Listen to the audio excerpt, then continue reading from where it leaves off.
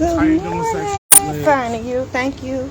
Good morning, precious. Good morning. How you doing? How you doing, baby? Happy Tuesday. And today on Coffee and Conversation with your girl, Shakenya. When you get a minute, go to that YouTube channel, Shakenya, and hit subscribe. Look at some of the videos, and if you see something that you like, just hit share, please. Thank you. So guys, today y'all got a lot of DMs. Now you know Friday we kicked it off about the we got back on our list, and I had some DMs because a lot of people want to take the baby off the list, and I gave y'all 2 reasons why y'all couldn't just take the baby off the list. First of all, the baby is the only connection to both houses, meaning that the baby has the ability to tell you one thing and tell that other parent something else, lie and manipulate the situation, right? And I also told you the list that you made of all the stuff that you did as a parent for that baby, even though that child can't articulate all the stuff that you do when they're in your care to the other parent, the baby knows internally all the stuff that you've done as a parent. So those are 2 things. And I'm going to touch on some more reasons why you can't just take that baby off your list. I'm going to be honest. You're going to end up taking some people that's guilty by association off your list before you take that baby. Because you got to keep in mind, the people that's guilty by association, all they know is the lie that the baby mama or the baby daddy done told about you, and the fact that they have the baby is like confirming that whatever they have said is true. Because see, a lot of these parents, they don't go through the court system. You know what I'm saying? They don't do it the right way. They don't go to the court. They don't go down there and try to get the visitation and all that stuff. Most of the time when y'all break up, y'all try to handle yourself accordingly and do what's best and whatnot, and just that's how y'all do it. But some people tend to go to the court. When they can't agree on certain things, they get a mediator, they go down to the courthouse, and then they the judge set up visitation for you, and then y'all go about it that way. Y'all got the man in your business, and then y'all go about it that way. Because a lot of these cases, if the baby mama or the baby daddy tried to take you to court, they probably wouldn't win.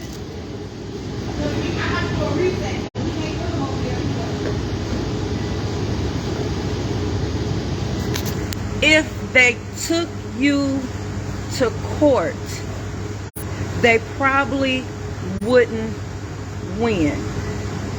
So that's why they just take the baby from you, isolate that baby, keep that baby out your life. Yeah, because if they did it the right way, it wouldn't fly. Imagine us walking into court. Imagine this man, fix it, Jesus. Imagine this man trying to take me to court for this baby. Do you know, after I get to talking about my experience as a parent, when I get to talking about the program I have, when I get to talking about my education, when I get to talking about my life, and man, they would laugh. They would have laughed that man out of court. Do you understand me? That's one thing. Remember, we put this board up and we got our suspects, and this is really a crime. You have been charged with something. And that ain't even what I want to talk to y'all today about.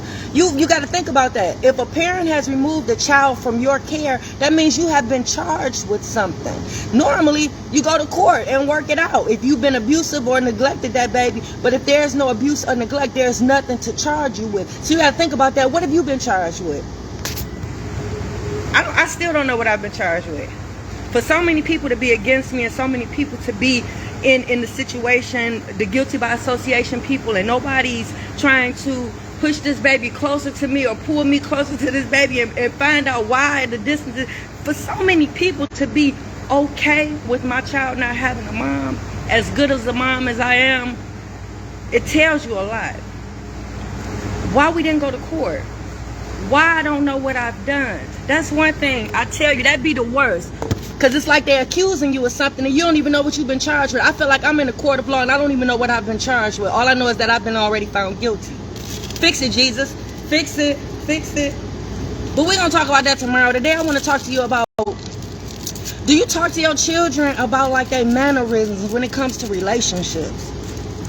Like respecting other people's relationships. And I only say this because it seemed like the side chicks and the side dudes is on the rise. Everything I look at, everything I see is always a side chick involved or a side dude involved. Whether it be people putting up memes or, yeah, that shit ain't cool. Ooh, Fix It Jesus, a Christian show. That ain't cool. I would think at this day and time, because remember I tell y'all, it ain't always the white man, it be us most of the time. Every 10 years, this be a shift in our culture. Every 10 years, something like, for instance, remember I gave you the breakdown? I told you your great-grandparents probably never went to college. Your granddaddy probably didn't go, but your daddy probably went. Because your daddy went or your mama went, now you might go. And because you went, chances are your kids going to go. Every 10 years, it should be some type of shift in our culture for the good. We should be eradicating generational curses between, both of y'all should be doing that. The mama and the daddy side should be using your children to eradicate generational curses. Like, it should be a shift every 10 years within our culture. So with that being said, it shouldn't be no side chicks. Like, y'all should be preaching to y'all children the sanctity of marriage. You should be talking to your children about abstinence. You should be talking to your children about preserving themselves and saving themselves for the right person. You should be talking to your children like that. Like, I used to talk to my daughters about, they thought they was that deal because they were still virgins.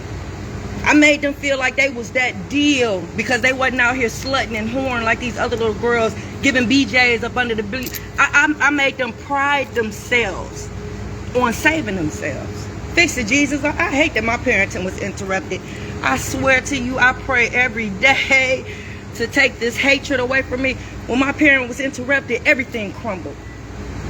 Probably same with you.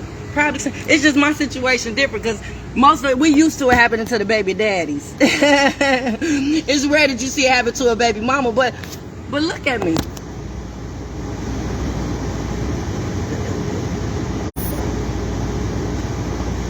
And then let me walk back to you.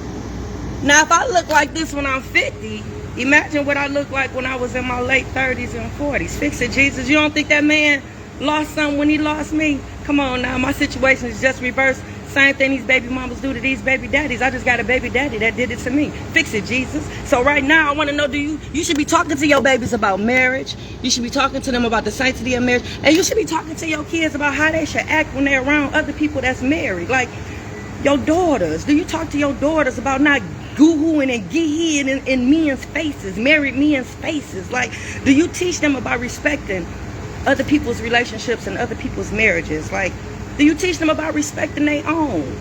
Like, do you talk to them about cheating? And do you talk to them about the consequence of it? And what you be talking to your babies about? Because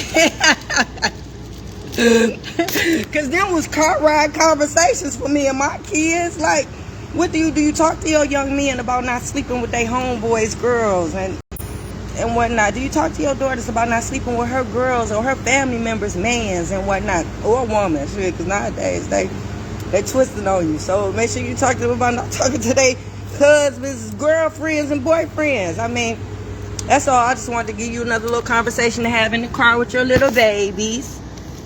Well, if we talking about that, they should be big babies, your big teenagers. Because the conversations that you have with your children should change as they grow.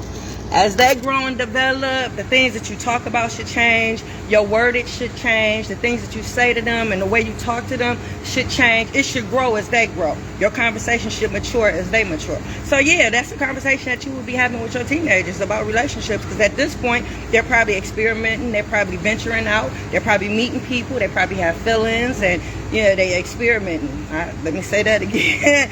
So yeah, you want to kind of get ahead of that. So you want to talk to them so they'll know what they're getting into and what they're in for if they decide to. Yeah, talk to your babies about mannerisms. Talk to them about how they should be.